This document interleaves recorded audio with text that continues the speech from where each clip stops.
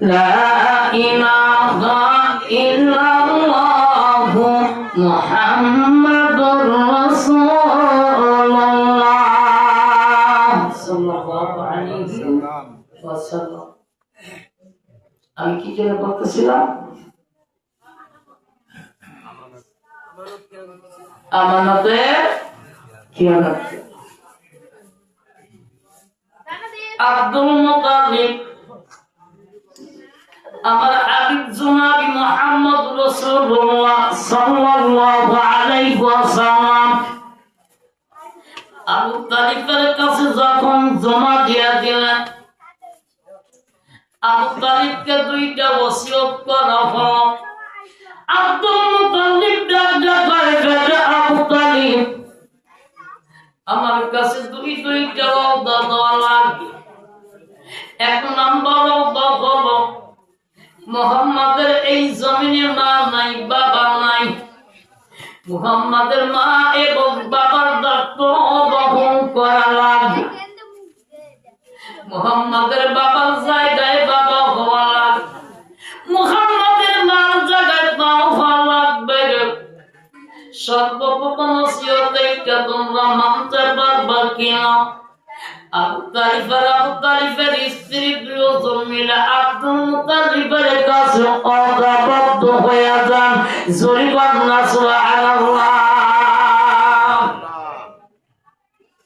রহমতের নবী আমার, রহমতের নবী আমার, কোরআনে প্রমাণ।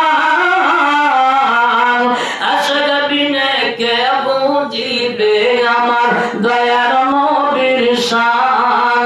আশিক বিনে কে বুঝিবে আমার মায়ার নবীর শান। আল্লাহু আকবার। মায়ের নবীর শান কি সকলে বুঝতে পারে? কথা বলেন, বুঝতে পারে?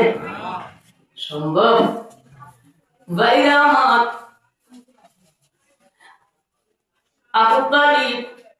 আবু তালিবের স্ত্রী আমার নবীকে গ্রহণ করে নিলেন। আব্দুল মুতালিব কয়, বেটা আমার 2 নাম্বার শর্ত, তোমার উপরে 2 নাম্বার ওসিয়ত থাকবে। তোমার সন্তান আলী, তোমার সন্তান জাফর যখন তোমার আব্বা বলে ডাক দিবে, ওই সময় যদি একজন মুহাম্মদ তোমার সামনে দাঁড়িয়ে থাকে, তাহলে তোমার পরিবার টুকরা সন্তানদের ডাকের জবাব দিতে পারবা না।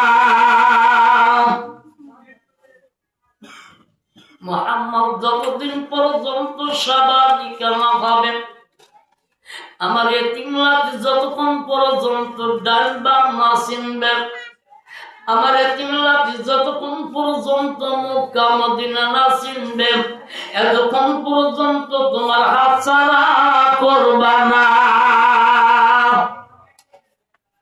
কথা ঠিক ভাইরা আমার।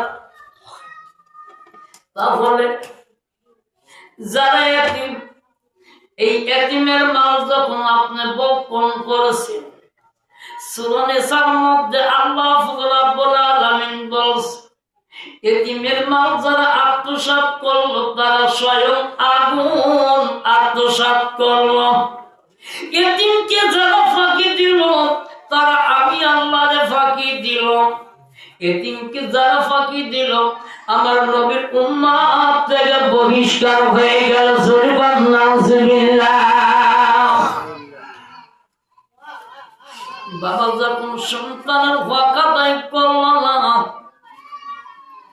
বাবা সন্তানদের হক আদায় করলো আর মেয়েদের হক থেকে বঞ্চিত করলো।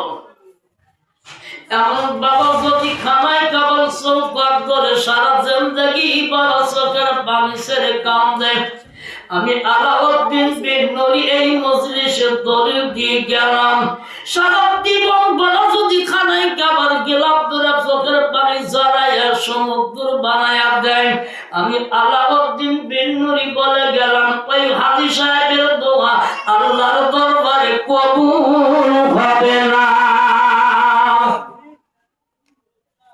এই এইবার বেজে গেছে সুবহানাল্লাহ পায় না এইবার বেজে গেছে হুজুর কোন জায়গায় হাত মারছে রে এ হুজুর এ হুজুর বাপরে সাথ দেয় না খানায় কাবার গলা ধরে কাঁদবেন সমুদ্রে পড়ে যাবেন কিন্তু আপনার দোয়া কবুল হবে না তার কারণ হলো আপনি মেয়েকে জারব বানাইছেন আর নইলে আপনার স্ত্রীকে বলতে হবে যে মেয়েগুলো তুমি কোন জায়গা থেকে পেটে দিচ্ছাও তুমি ভালো জানো এগুলো আমি জন্মাই নাই কথা কয় না আর নইলে ওখানে সাহেবের স্ত্রী বেশিয়া যার কারণে ওই মেয়ের ডাক্তার আলসা দিতে পারে না কিসের আদরে কিসের আজি এরকম কিছু মৌলানা আছে মৌলানা টেজে বসে আওয়াজ করে যৌতুক হারাম আর মৌলানা যা কি করে 10 টাকা লাগে কাঁচার পাকড়ি গুড়াইয়া বান্ধে বসে থাকে তুই কিসের মৌলানা রে আল্লাহ কোরআন কারিমে যৌতুক হারাম করলে আপনি 10 টাকা কম দিলে নিয়ার বাপ তার জন্য মোরায়া বসে গেলু 10 টাকা না দেওয়া পর্যন্ত না করুন তো মৌলানা আগে যাবে জাহান্নামে এর মধ্যে কোনো দ্বিধা নাই কথা কোন কথা ঠিক কিনা ভাই ভাইরা আমার হাজি গাজী মোল্লা মুন্সি যাই ওখান না কেন আমল হলো 2টা কয়টা আমলের গোড়া হলো 2টা 1 নাম্বার আমল হলো আপনি হকদারের হক ঠিক রেখে যাবেন 2 নাম্বার আমল হলো আল্লাহর কুদরতি বায়াসদা করবেন আপনি হকদারের হক ঠিক রাখিয়া যখন আল্লাহর কুদরতি বায়াসদা দিবেন আল্লাহ সমুদ্রের ফেনার মধ্যে যদি হয় আপনি আমল আল্লাহর দরবার কবুল হয়ে যাবে জোরবান আলহামদুলিল্লাহ ভাইরা আমার 1 নাম্বার সন্তানের হক আপনি বাবা হয়েছেন বলে আসমানের তারা হন নাই বাবার কর্তব্য হলো সন্তানকে জন্ম দেওয়ার পূর্ব থেকে মাথার গাম পায়ের তলায় ফেলাইয়া সন্তানকে সুশিক্ষিত করে মানুষের মতো মানুষ করে গড়ে তুলতে হবে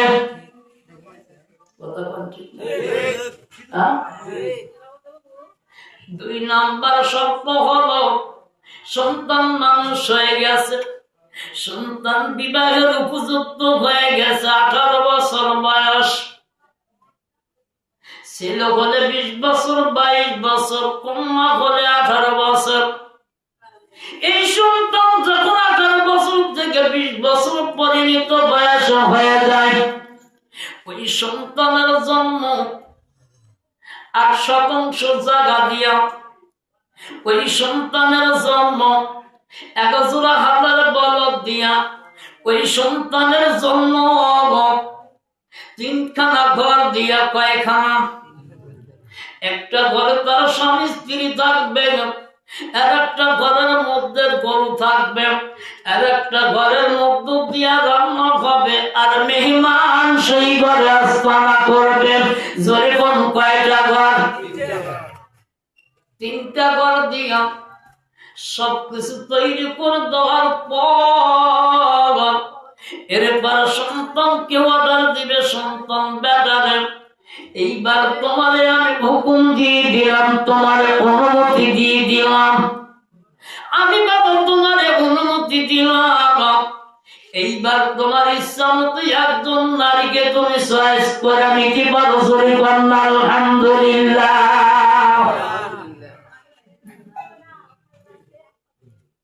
এই বাড়ি থেকে টাকা দিয়ে সে বড় বড় কিনা বক্স বাজায় সারা গায়ের মানুষ খাস এই দলিল দিছে কে ধরে কে দিছে দলিল কোন শয়তান ওই শয়তান আগে জাহান্নামে যাবেনি কথা কোন কথা ঠিক কিনা এটা জিকির করুন লা ইলাহা ইল্লাল্লাহ লা ইলাহা